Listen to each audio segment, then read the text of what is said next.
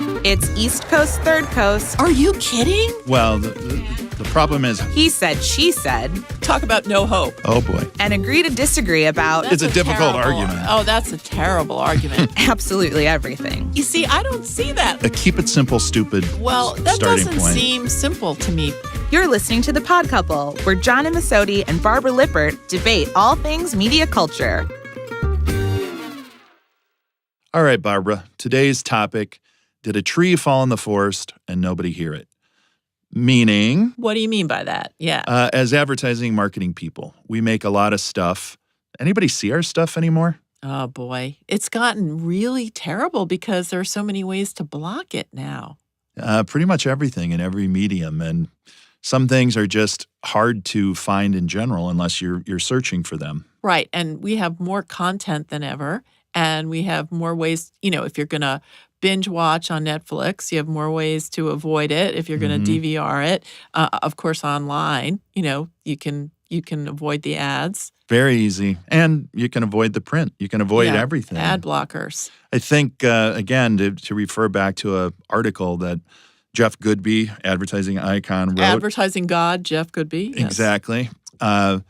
He's not going to go to the Cannes Festival this year because he said last year's probably his last year because he looked at a bunch of stuff that nobody sees, and he's lost some of the fun of making stuff that people said, hey, are you the guys who did that? Yeah, and I think, that's why there are so many live events, activations, if you will, in advertising. I mean, there's live events in television also, but in advertising, I think that's a really good way to get people watching because it has news value, it goes viral when the event actually happens, and then you can turn that into an ad, and people hear about it. True. It's probably, you've definitely seen the value of things like the NFL go way up because it's still got such an audience and people prefer to watch sports live. Yeah. Out of the top 100 shows, 80 of them are football. Right. And you'd think that all the other sports could do it too, but I guess nothing has a draw like football. That's the big one. I mean, and football's an event, more of an event than... Well, what do you think about the networks,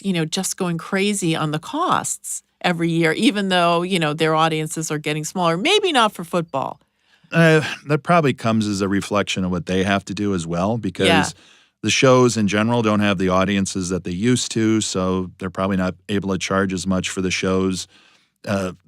The commercials that people will miss because so many people DVR the shows they like and just blast through the commercials. Yeah, well, because I actually figured out when the Super Bowl cost $5 million for 30 seconds this year, I actually figured out because when I started writing about advertising in the late 80s, it was $500,000 for 30 seconds. So if that were true with everything, like somebody who worked at McDonald's would be making $125 an hour. Wow. Yeah, so that's a big rise. Well, that actually probably shows, too, just the value of the Super Bowl being a live event and actually being something that people are told to watch for the commercials. It was always a little bit of an unnatural thing because even in the days when commercials were the biggest thing, you had to be clever about how to make them interruptive, have somebody say, you know what, I'm going to sit down and watch this rather than get a Coke, go to the bathroom, whatever. It was It was you had to be an invited guest. Right. And, people had to know that they wanted to see you, and they didn't want to see commercials over and over again. And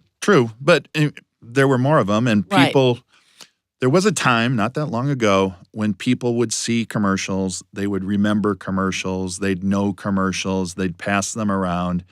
Does it seem like there's a whole lot less of that now? There's a whole lot less of that. And I also think people still love commercials and they want to see some great ones. They want to have one that they remember that they can talk about. And, that's happening less and less.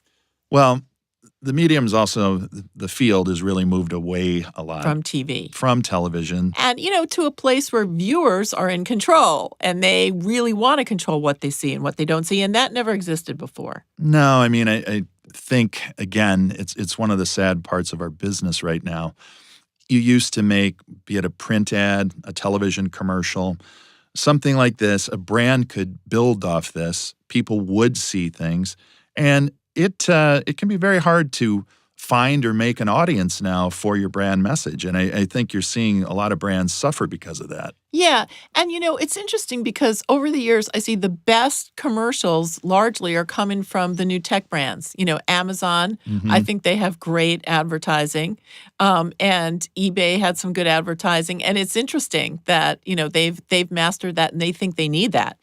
And they're still, because you're seeing them like that, you're still seeing a form of television commercial. Right. Or Google does content. great ads. I think, kind of on this topic of, do you see something? Can you build something from it? One thing that we've probably seen in the economy that's hard, a lot of the consumer packaged goods right now, lots of them are suffering. Lots of them, you could argue, were built by particularly television advertising. Yes, like the P&G stuff or the... Everything. Mr. Whipple. Right. All the cereal brands had something. Yes. The Trix Rabbit. Everybody and kids saw them on weekend mornings. You're not allowed to do that anymore, right? Well, yeah. You saw them, you remembered them, you played them back, and when you went to the store, you would buy that brand. Now, it really does affect the whole economy because you don't necessarily have those messages. And then when you go to the store, you might have the store brand right next to the regular one, at a lower price. It really has kind of changed not only our economy, but certainly changed everything that we do. Absolutely, because, the brands could get more because they spent more and people look for it. Right. So that's kind of how things happened in the old days. New times. What are some of the things that you see that are working or what we're moving toward as like more and more technology has certainly become a whole bigger important thing than just clicking on the television or buying a magazine? Yeah. Well, I mentioned before live events, and I think that it's been great. First of all, I think that families are so tired. Everybody's so tired from working. Kids really hunger for times with their parents. It's so great to be able to snuggle in with your little kids. Teenagers will never touch you or come near the room you're in. But for little kids, it's so great as a family to be able to sit in front of the TV at a live event like the kind of play that everybody remembers from high school and watch it with your kids. And I thought that was so smart when, NBC did that with The Sound of Music, and you can watch it and you know that there won't be problems for your kids and they won't ask you what certain words are. It's a great thing. And I think that got a phenomenal audience. 22 million people watched that. That's almost like, Gunsmoke in the old days. Well, that's actually what surprises me about what you're talking about with live TV. People are watching things because maybe they're hoping a little bit of a train wreck happens or something. You hope the scenery will fall on someone or something. Yeah. I'm surprised that they'll watch something live that I'm like, I think if this was taped, this would have a rating of about 0.01. I know. And then stuff like American Idol, I know, adults love to watch it together on Facebook or on Twitter. And, they make comments and they make funny comments. And people really liked, if they're watching it alone, to have that community on social. And so social media has made television more popular in that way. Well, I think making a participation between something is obviously a trick that somebody does. There's other things if we're still talking television. Maybe go to networks like Bravo, where they do a lot of reality television. And they have The Real Housewives, which are the modern soap opera. Right. It doesn't just it's not necessarily event television, not only because you can DVR it, but because they take these shows and they'll run an episode ad nauseum. No pun intended. For a whole day, yeah. Well, and just they'll run them back to back to back. Right. And it And seems 2 in the like they're morning. always on. Yeah. And then they do sometimes the same 3 movies over and over again. Yeah. Or they do the live event after where they'll talk to members of the cast and have people tweet Absolutely. in. And that's and those kinds of shows, after, because we're back in the golden age of television, those kinds of shows, people really want to talk about it. I started at Media Post writing Mad Blog because it started as a review of every episode of Mad Men. Right. And I would have like 30,000 people reading it because everybody was watching for every detail and wanted to analyze every detail. So it's a different way of watching because there are so many great shows. As far as like advertisers and brands, and I think what you see, and then maybe some of the lessons we've learned in this new landscape is it's not enough to just be a monologue anymore that's just stuck in the middle of something. The really successful brands are creating a dialogue back and forth, whether it's through television or, for brands that can't afford television, through social media, through many of the different digital means that are available right now.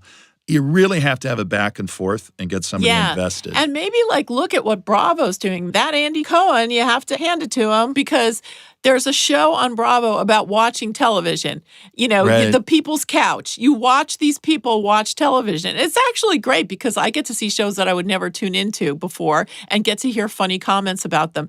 And I think, reviewing the reviews kind of thing. People really like that. People really like the shows about the shows. So I think advertisers should tune into that some more and use the content they already have. It's very hard if you're going with a television media plan, I think, to really figure out what to do with it. Whether it's, if you go on the biggest shows on television right now, they might have an audience of, I think the biggest shows have an audience of maybe 10 million. That sounds about the right area. Right, because 11 million was the live version of. And then of those people that are watching that, they could DVR it. They could blast through your ads. They might just do what a lot of people did in the past, avoid your ads altogether and just get up leave the and room. take a break. Yeah. It isn't like, again, there were some pretty bad shows on back in the day that still had ratings of, 35 million people, 40 million people watching these shows. It's 1/3 of the entire audience because there are only 3 choices. Yeah. Made it a very difficult thing, and I wonder Fractured. I wonder if some of this is come in and sort of change things. There's obviously a lot to talk about on this subject. Maybe we've talked a lot about TV. Let's take a short break and come back and talk about some of the problems that brands have on other mediums that they're just not seeing things. Okay.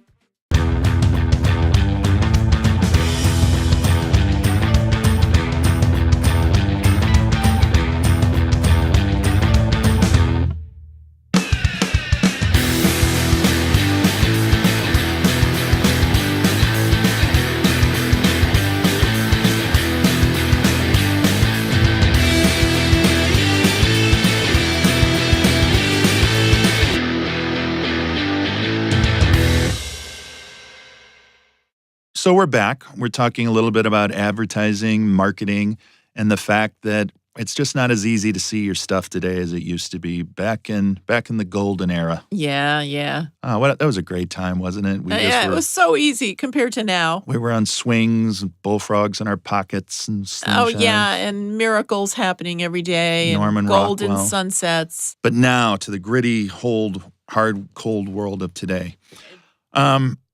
What do you see out there? How are people seeing brands now? How do you get your stuff in front of people? Well, I mean, obviously I do see a lot of stuff on the internet. I do go to these sites but I found one thing is the problem is say I bought a lamp on Rue La La. And then that lamp followed me around on my email, on Facebook, the same lamp. Right. So how do they do that, John? You know that stuff. Well, I think actually what you're talking about a little bit is really just the influx of technology. Right. How much that's changed everything that we do. Right. The internet in general changed the advertising landscape forever in ways that people never could have seen. For good and ill. Exactly. Yes. But now, there is technology that's out there that can target you.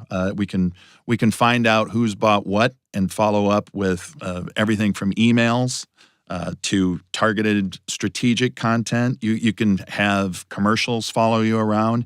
It's a whole different thing. It really, again, I think kind of what we're going to now is you're living in your own little Barbara world. Right. That data and technology is trying to figure out Barbara's world and then just keep hitting Barbara with the stuff Barbara seems to like. Right. So that's kind of, to me, where maybe some of the future is going with everything. Right. And every year they've announced it's the year of mobile for the last 10 years, I think. Oh, crazy. Do you think it's the year of mobile, John? Yeah. I mean, I think it's been the year of mobile and it's going to be more and more mobile.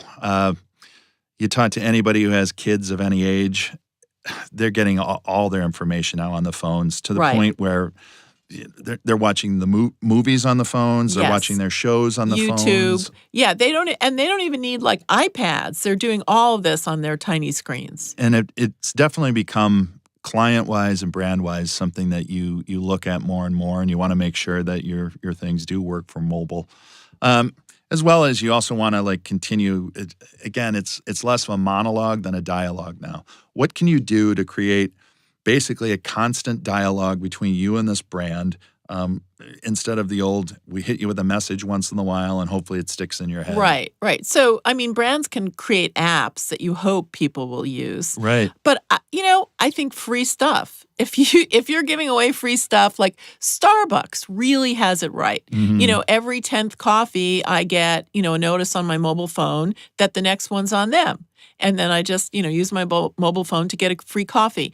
I think they've done that really well in that space. That's good. That's good technology. I think you're seeing more as well. Learning again from the entertainment business. People weren't watching television.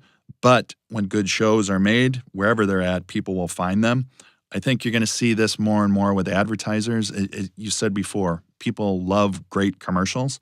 People still love content that's great, brought to you by advertisers. I think that is maybe the real future. It's going to be more of a merger of entertainment and advertising together, more shows that you can watch on your handheld device. Yeah, well, that's like exactly the way it started in the 50s with that's a soap opera. The P&G or the other companies like that sponsored these shows, and that's who paid for them. Yeah, that was definitely a way of doing it. You could see now a lot of people have seen comedians in cars getting coffee. Yeah. Which was actually done first as content, but then was picked up by Acura. That's a really effective, cool way of advertising. Yeah, and he puts the ads in and, makes fun of the fact that he's doing a commercial, which is funny, because he does it in inventive ways. Oh, this Acura happens to be sitting across the street. Let's go look at it. I think what's interesting about those, when you talk about evolution, one of the first revolutions was supposed to be BMW films. Right. And they were cool films made with BMWs, but at that time, they weren't seen that much. James. That was the first, he was like a James Bond. But there was a technology lag because unless you went to award shows, people didn't see them. So I think BMW kind of felt like they had a period where where they weren't advertising. Yeah, they actually started renting theaters to show these, because they were grand mini films, like 7 or 8 minutes, and they used the best cinematographers and directors and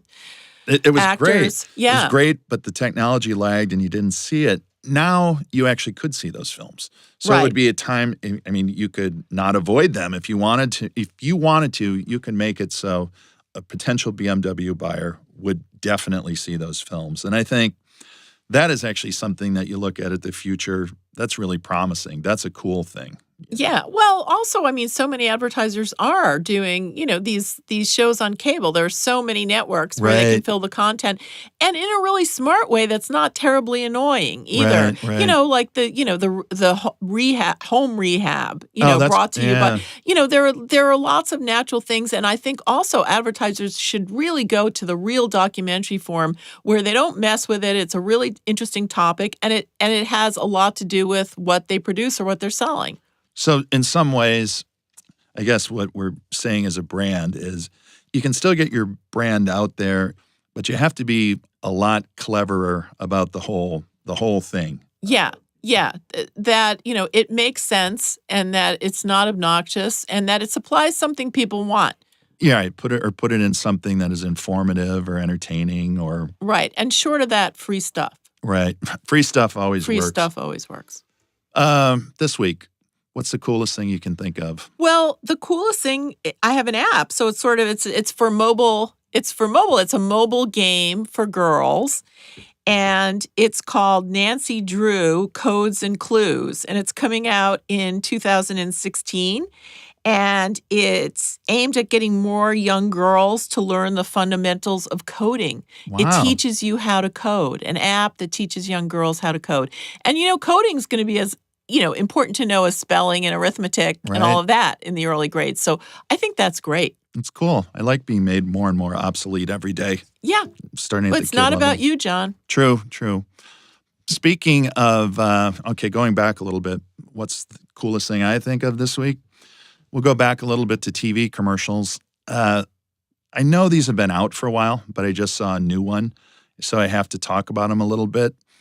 The Matthew McConaughey Lincoln ads. Yeah, they've been parodied on SNL and There's new ones out too, and I guess why I have to bring them up is I've seen a lot of commercials. I've made a lot of commercials. I can't really say I like these commercials, but the fact that they just befuddle me so much, I can't deconstruct them. I can't figure out what they're trying to do with them. I can't figure out why they're doing them. his sort of zen in the car. What are the latest ones? What do they say? I don't know, because he's just always talking about some hippie, trippy thing that goes on in Matthew McConaughey's head. I do have to say, though, for them to do that and to just leave something so complexly in my mind, I don't know. I guess I got to call him out. Thanks, I guess. Yeah, I mean, I think it's an interesting kind of car advertising. And whenever you make something that's so out there that it's parodiable on 5 different comedy shows, you have a winner. I guess so, as long as old men keep buying Lincolns. Right. This one isn't, but we'll see. Anyway, I think that's about it for this week. Thanks, John. It was fun. Thank you. The Pod Couple is media experts John Immesoete and Barbara Lippert, produced by Eon Content Labs and brought to you by Epsilon. We see what others don't. All comments, discussions, materials, and information provided by participants in the Pod Couple are strictly their own opinion and do not constitute any official position or views of Epsilon. Please refer to our terms of use for more information.